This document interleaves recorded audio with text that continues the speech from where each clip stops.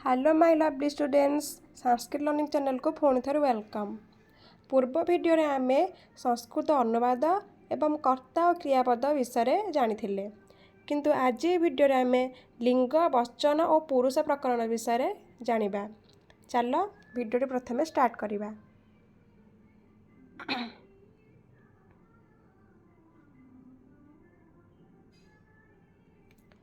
लिंग वचन और पुरुष प्रकरण। प्रथमे आमे जानिबा लिंग कौन। आमे पूर्व वीडियो रे लिंग केते प्रकार जानी थिले ताहा एठारे आमे एक्सप्लेन करिबा। देखो जेउ शब्द साधारणतः पुरुष को बुझाए बा पुरुषवाचक ताहा पुल्लिंग यथा बालक। जहाँ स्त्री को बुझाए बा स्त्रीवाचक ताहा स्त्रीलिंग यथा बालिका। एवं जहाँ उभय स्त्री एवं पुरुष को न बुझाए ताहा क्लीबलिंग बा नपुंसक लिंग यथा फलम।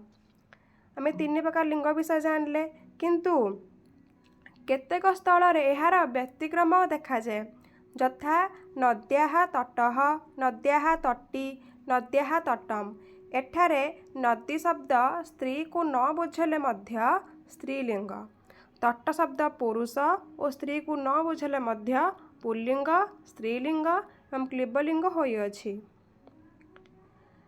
आहुरी मध्य केते गुड़े शब्द त्रिलिंग यथा तट पात्र इत्यादि। केतेक शब्द पुणी द्विलिंग अछि यथा सूत्रर द्विलिंग होछि सूत्रः सूत्रम, छत्रर छत्रः छत्रम, रेणुर रेणुः पुल्लिंग अछि एवं स्त्रीलिंग मध्य अछि। केतेक शब्द निर्दिष्ट लिंग यथा नर देव वृक्ष त्याग कर देह गिरि शंभु पितृ प्रभृति पुल्लिंग। तापर आहुरी मध्य विद्या मति स्त्री नारी मातृ विंशति त्रिशत संपद विपद प्रभृति स्त्रीलिंग एवं फल ज्ञान मुख नयन मांस जल बारी सत सहस्र प्रभृति क्लीबलिंग। आम्बे लिंग विषय किछि सम्यक धारणा पाइले तापरे अर्थभेदरे लिंग भेदरे केतेक उदाहरण अछि आमे देखिबा। मित्र सूर्य अर्थरे पुल्लिंग होई थाए यथा उदाहरण देखिबा मित्रः आकाशे उदेति। बंधु अर्थरे मित्र क्लीबलिंग यथा रामः मम मित्रम। गौ शब्द गाय अर्थरे स्त्रीलिंग किंतु बलद अर्थरे पुल्लिंग होई जाए। सेहीपरि मधु महु अर्थरे क्लीबलिंग। बसंत और चैत्र मास मधु दैत्य और महुल वृक्ष अर्थरे पुल्लिंग होई थाए। ताहापरे केतेक एकार्थक विभिन्न लिंगवाचक शब्द अछि। शरीर अर्थरे काय पुल्लिंग तनु स्त्रीलिंग शरीर क्लीबलिंग।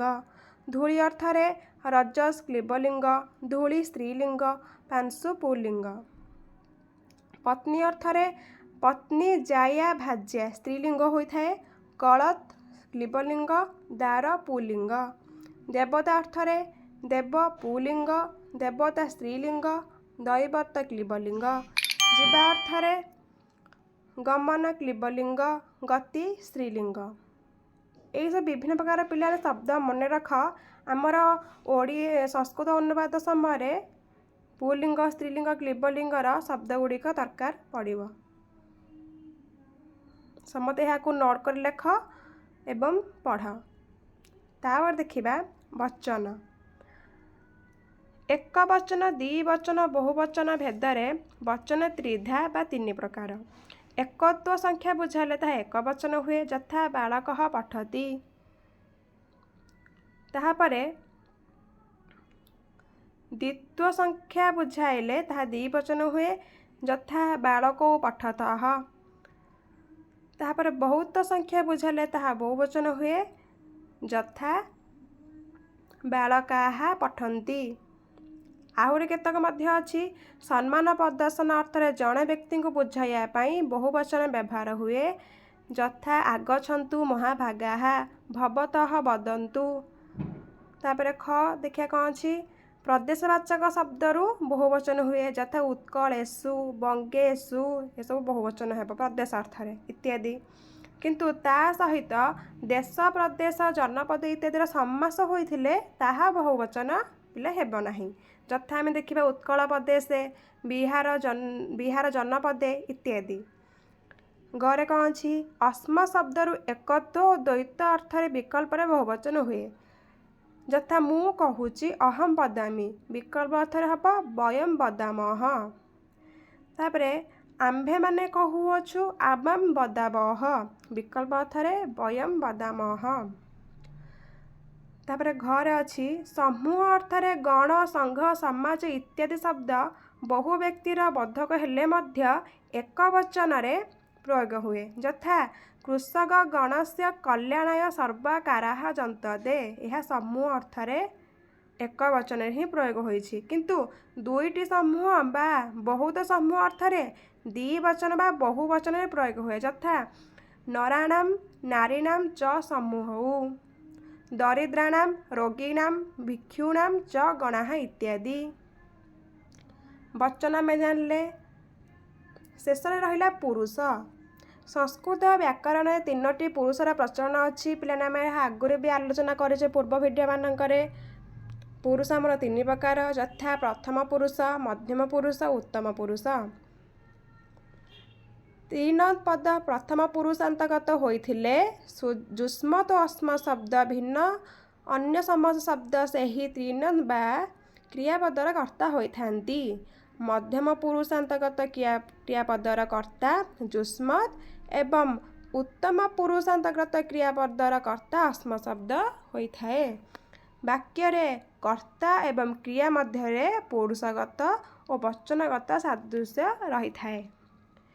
तेणु पिला माने आज आम पुरुष, वचन एवं लिंग संपर्क में जानिले। जदि यही वीडियो कहार भी किसी डाउट थाए मत कमेंट सेक्शन माध्यम जनइब, मु निश्चित भाव समस्त रिप्लाई देवी। जार भी जहाँ किसी डाउट अच्छी मत कमेंट कर। आ पिलाने जदि वीडियोटी भल लगी थाए मो चैनल को सब्सक्राइब कर, शेयर मध्य कर, लाइक मध्य करदेव। ताहले आज पाई एतिकी। Thank you all.